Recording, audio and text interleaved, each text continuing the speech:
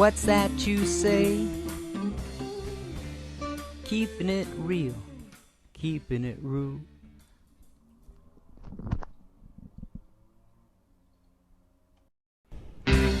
ReW and who? What's that you say? ReW and Okay. Yeah, Max is in the movie.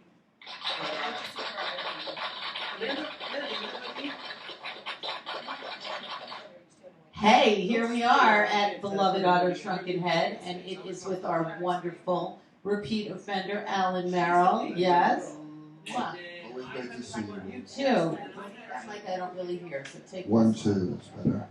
So, Alan, what's going on? You say you're writing your book. I'm writing a book. It's got 27 chapters so far. I'm going back over it again. So the 27 Club. Yeah, it's got about 375 pages. That is a lot of pages. It's been a crazy life. Yeah. Yeah. And now it's time to tell. It's time to tell because there are so many books coming out with like a couple of pages about me, and they're all wrong. Oh, So can I you wanna name set a them few? up. Well, there's one coming out that I won't mention because they didn't live up to their promise of being factual. They said they were going to show me a proof, and they didn't. And of all the paragraphs, everything is wrong. Every single paragraph is Wow. flawed, actually. So you can be wrong a little bit, or you can be wrong a lot, or you can be wrong 100%. Well, it's just, for example, in the book, it says I played with Rick Derringer. Right. And then it puts down Rick Derringer. And he's had a great career. And it said I played with Meatloaf, and it put down Meatloaf. One of those things, And it's nothing that you ever... No, I mean, it's just everything that I've done was turned to the negative in that book. Yeah, and it's just... Oh, that's unfortunate. I'd rather not give it. Yeah. But, so that's the reason. It's given me some more... angst to write your to book. write my own book. That's good. That's good. So do you have a hypothetical time when you might be done? I want to get it out by the summer. Wow, that's soon. And I want to get it in Japanese, translated to Japanese. Perfect idea. And so, Wow. So when did you start writing it? And when you were writing it, did you tape record yourself, or did you actually sit and write I started writing it in 1999 as just a short story about how it's a cathartic anger at my first wife for sort of, the things she did was, sort of. Well, we were living in England, and she insisted on leaving England, and I wanted to stay, and she sort of used the kids as a way to shoehorn me out of England as sort of emotional blackmail, and it wasn't a very good move, in terms of my career. It was bad. So anyway, but I recovered, I came back to the States and I played with Rick Derringer. Right. And she didn't expect that. She expected to model. She couldn't. She was a top model for Island Ford, but she was 33 at that time. So she couldn't do it. I'm Debbie Downer today, aren't I? Well, this day is kind of weirdly turning into something like that. It was a very exciting beginning, and my son worked for Lloyd Kaufman. That makes sense. As an intern. Can I ask you a question? Did Sure. he get paid? No comment. It was a short-lived job. Yeah, Say that. but I've heard. I know a lot of people that have passed through trauma. Yeah. I mean, he's just remarkable. Well, yeah, I mean, 43 years. That's like crazy. Yeah. Literally. There are film companies out of New York like his. Yeah, Anyway, it's really it's amazing. He is a New York institution. Absolutely. Yeah. Just as you. I was just gonna say. So wait a minute I'm a though. mental Let's get back. institution. Let's get back to your book though, because Okay. like you started in 1999. Yeah, and then Did you think that 2000 the world was going to end? No. So you wanted to get your movie, like No, your no. book I done? kind of put the book aside, and I came back to the States in 2001 just for the World Trade Center to come back. I was living in Paris from 1999 to 2001, and I came back. Paris was fun. Wow. Well, and then I got to know Sam Andrew from Big Brother and the Holding Company very well. In wow. Paris, and I didn't realize we'd gone to the same university in Japan that I, where I learned poetry and Haiku. kung fu. No. Kung fu haiku. So wait. So you started the book, and then how far did you get? And then when did you I got about restart? 150 pages done. Wow. Then I kind of worked on it again in the mid-90s. And do you sit at the computer now? Did it start on a typewriter? It started on a laptop.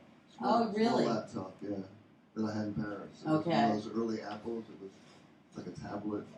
Wow. It wouldn't even go online. It was so bad. Right. It was sort of like a But that was the portable beginning of it. typewriter. Yeah. So now you type, you don't talk?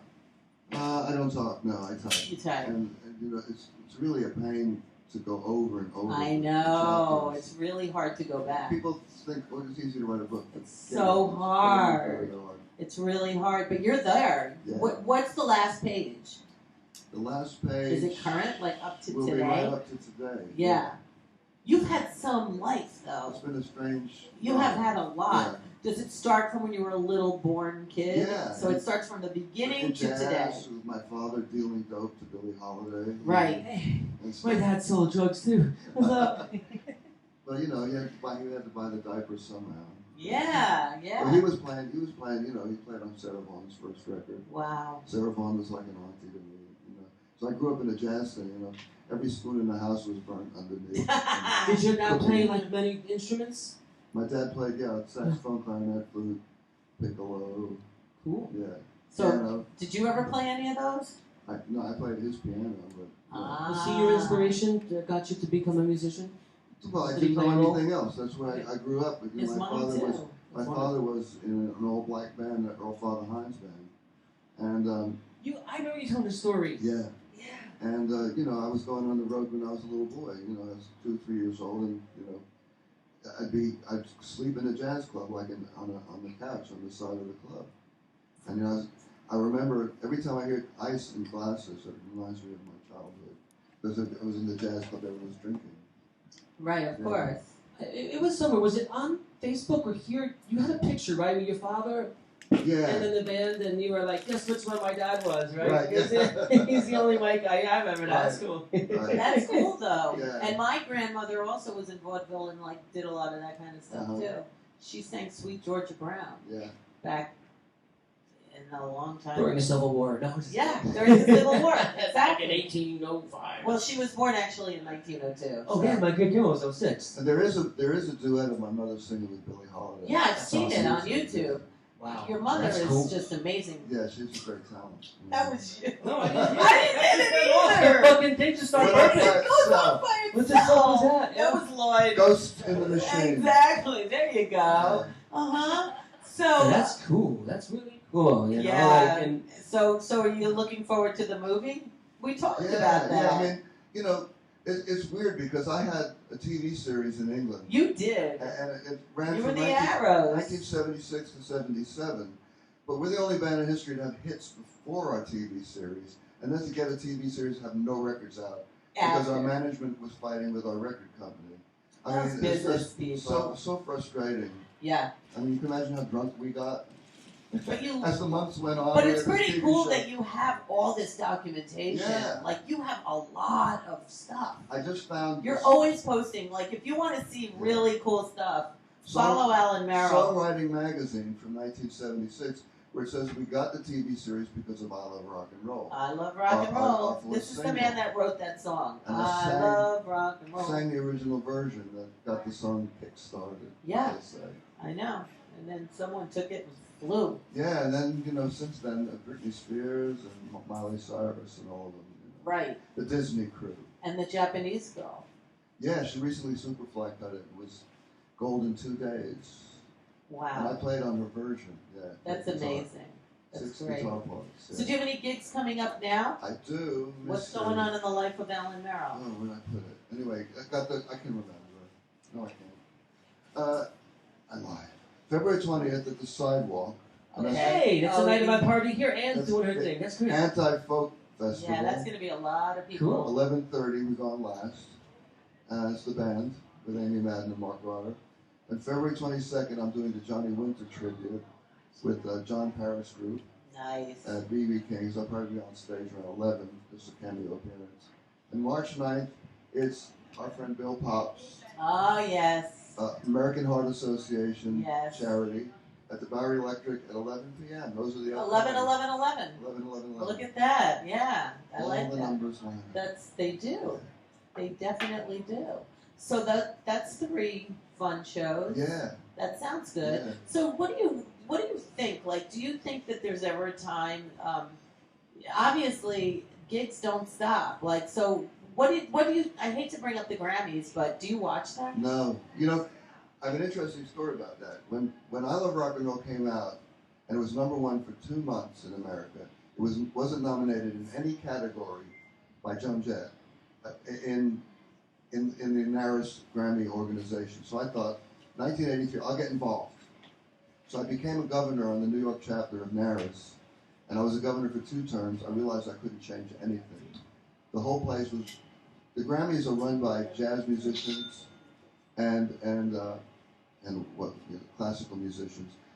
So we have a little treat because you two, your birthday was 2 days ago. Your birthday is in 2 days. That's Cool. right. So today is the middle of your 2 birthdays. Hey. So we have a birthday for each of you. Thank So you. let's all sing to these 2 wonderful guys. Thank you. 1, 2, 3. Happy birthday to you. Happy birthday to you. Happy birthday, Alan. Happy birthday to you. Hey. Take away. Yay! So I wish that I could be on the ReW WhO show. There you go. And this is for both of you. So, I love Ruth Starr's show. aw. She's amazing. She's an amazing touchstone in New York. Well, you guys each get one of those Thank you. because Cool. it's celebration. Nice. Because the 2 of you are very important people on our show. You know, you're repeat offenders and you help us out and you're just Thank you. enjoyable and Thank you. passionate and all the wonderful things that make people worthwhile. It's true.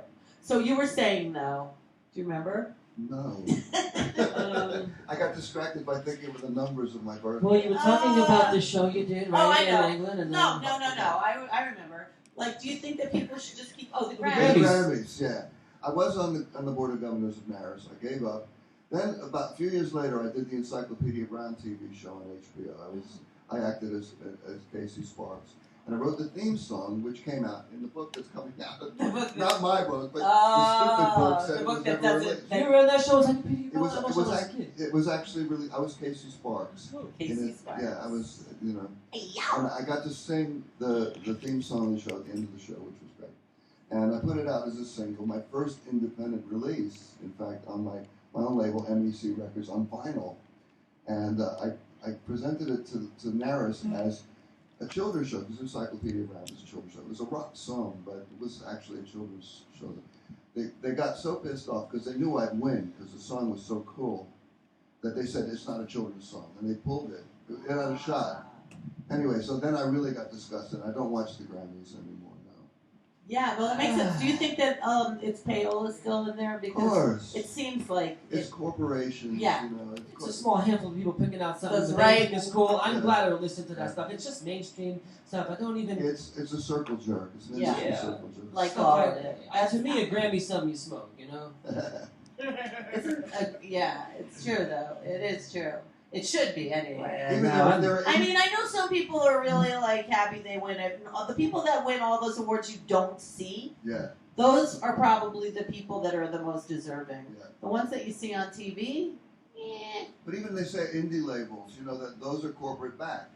yeah. They're like side labels of corporations. Well, I'm on an indie label. It's not. Mine isn't either. It is Mine is not backed by backed. CD Baby. Yeah, exactly. I mean, I love Monterey Records. Yay. But CD Baby is they're is really yeah. indie. But I've noticed a lot of pirating lately.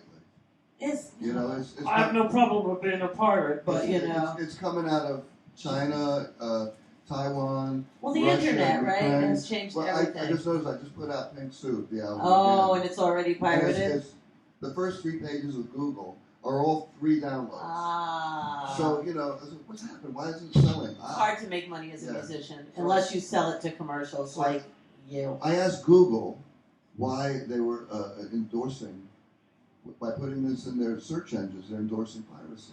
Right. And I noticed some of them coming down, you know. Oh. But there's just so many of them, you can't. So in keep a up. perfect world, in your eyes, what would you do with a magic wand? I go back to 1970 where there were record shops Oh, and vinyl. okay. Because this is crazy. So you can't. Music just goes into the air. So and you would people go can have back it to for the free. future, basically. Yeah. Interesting. I mean, people should know that a lot of these pirates sites, we allegedly getting free downloads. They're putting spyware on your computer, and you're getting a malware virus when you click on it. Hence LimeWire. So beware. Always go to the Malware. source. Yeah. Yeah, right. Well, what's your website and how can people stalk you? It's alanmerrill.com, ALANMERRILL.com, and I'm also on Facebook. I have two Facebook pages, and I've got 8,000 friends. I got one is 5,000. It's loaded up, and I got 3,000 on the other. Now, what are you I going to like do to- when that I one like- fills up? Are you I going got to do another it? one. You will? You'll Yeah. start a new I like one? to interact with people Yeah. directly. I don't like to have this. Oh, I'm a star. I have a fan club. No. I have fan clubs that got 100 people, because they can be my friend directly. Might be a fan club. Right. So I And I feel like on Facebook, people like to be more on your personal page Oh yeah, than your like page. totally. Like they Yeah. prefer being able to And interact. with you can pay for likes. You can pay for likes. You can pay. I know people that You bought can likes. instantly pay and get 5,000 likes. on Easy. your You can fan get club. 10,000. Yeah, You But, can you get know, 40,000. that seems like silly. It's I because it's know. not real. But that's how a lot of people do it. Yeah. Exactly. I don't care. I'm still selling. I know. it, I know. That My- like thing is getting like a little You know, obnoxious. the album that's selling the best of my recent releases Good for is you. my Arrows 40th reissue. Ah, good for you. Yeah. Good I for you. re-record all the Arrows hits and some TV tracks and put them out. And it's really Oh, popular. should we try to show this? If you want. Or I can Yeah, tell right you. now. Okay. All right, tell a skeleton while Jurgen's setting this up. It's ready to go. All right, let's see. What is this? This is, Jurgen, look at the camera. you know, the You're standing right. CNN and MSNBC have been talking about human I don't trafficking. think you need to plug it in really, And because it's going to have volume. so I wrote a song, and hopefully, if two people decide not to run away from home as a result of this song, I'll be happy. That's the idea of it. It's called Child of the Night. If we don't get this working here, it's on YouTube. I just put it up, and it's pretty well received so far. I played all the instruments. I'm thinking about putting out an album of all home demos, and it's a home demo. Here it is, yeah. I played all the instruments on this and stuff. I was gonna hold it with the camera. Oh.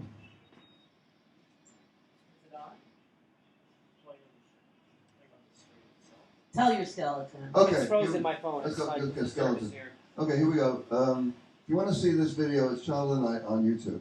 It's Anyway. frozen my. Okay, anyway, let's go to the skeleton. When I was 19 years old in Tokyo in 1970. Oh, You wanna do this in the skeleton? What do we do? Well, should we just listen to it or should Yeah, we watch let's listen to it while you're talking. sure. it? Okay, cool. That's an idea. And then I'll put it here and we can take a see. Okay, now adjust the volume. Oh, this is nice. Hey, Yeah. I did this on a Fostex 8-track. And played everything on it. Alright.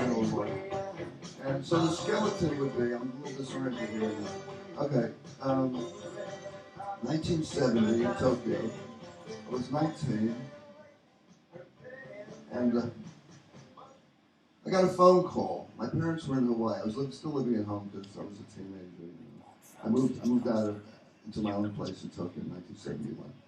But this 1970, I got a phone call from a girl who said that she said that she was a fan. She saw me on TV on Young 720, and Young 720 was a show on every morning in Japan, and I had my own corner once a week. It was called the Alan Merrill Corner on Young 720. And so I get this phone call from this girl, and I don't know how she got my number. And I found out her parents were in the meat business, which means her parents were Yakuza gangsters. So she could have got the number from my management if she had connections. So she called me up, and I thought it was a joke. My parents were in Hawaii, and I'm home alone. And she told me she was a virgin, and she wanted to come over and have me do the deed. And I was like, this is a joke. She just wants to have a date, So she came over, and just in case, I got a bottle of champagne, and I put candles on and everything, because I knew I was going to get my leg over. That was a guarantee. But actually, it took me an hour of hard work to get in, and she was a virgin. Ay. Bed was soaked with blood. Oh no. So, you know, it was true. And that's a skeleton.